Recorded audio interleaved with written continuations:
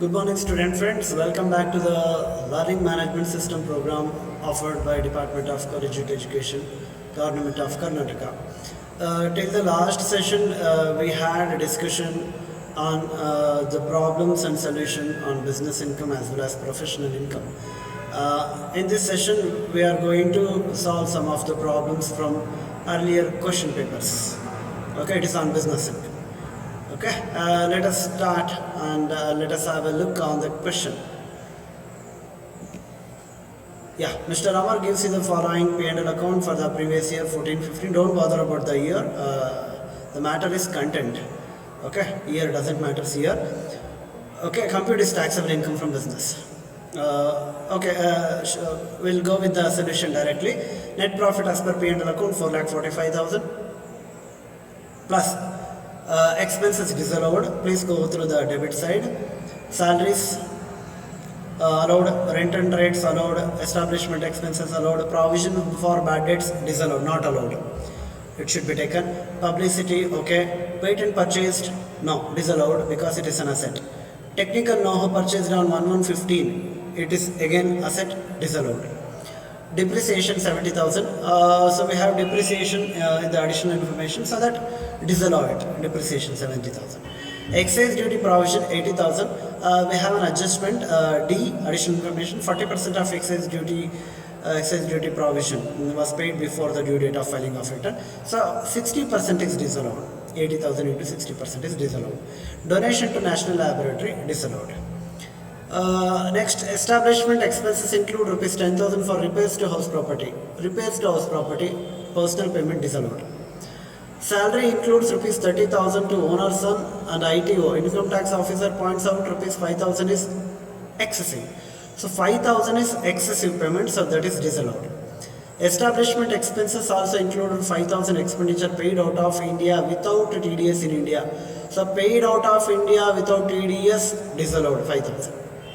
Excise duty 60% disallowed. Depreciation it comes under next heading. So that have a look. Provision for bad debts, patent purchase, technical know-how, depreciation, excise duty unpaid 60%, donation, establishment expenses that is related to house property, excessive salary, then TDS without TDS payment outside India.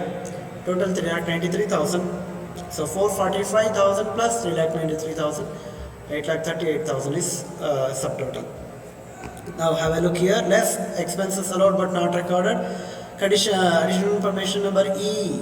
Depreciation allowable as per IT provision rupees 50,000 excluding patent and technical know-how purchased.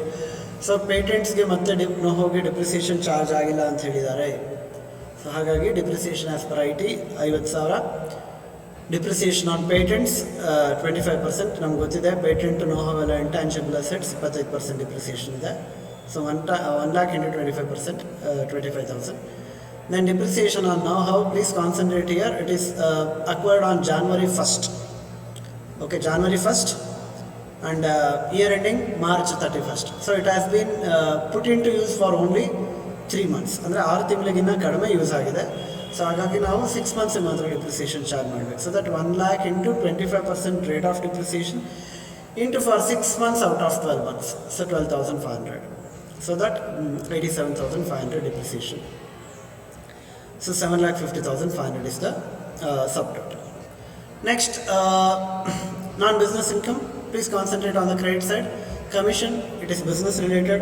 Refund of VAT, yes, business related because it is an indirect tax. Refund of excise penalty, yes, excise penalty, indirect taxation, business related. Interest, no, it is not business, non-business. Rent from house property, non-business. Profit on sale of shares, non-business. Share of income from HUF, non-business. So we have totally 4 non-business incomes. Okay, rent from house property, profit on sale of shares, share of income from HUF. Please concentrate. Interest 25,000. Wait. Okay, so it is treated as interest from debtors. I think so. Is there any information regarding interest? Okay, fine. So we have treated interest as interest from debtor, so that it has been treated as income from business, so that rent from house property, profit on sale of shares, and share of income from HUF, totally 3 non-business incomes, 2,50,000. So 7,50,500 minus 2,50,000, 5,500 rupees taxable income from business. Okay. So we have one more problem. From the following P&L account for the year ending 31st/3/13 of Shri Akhil, compute taxable income from business. Okay. Net profit as per P&L account 3,14,600. Fine.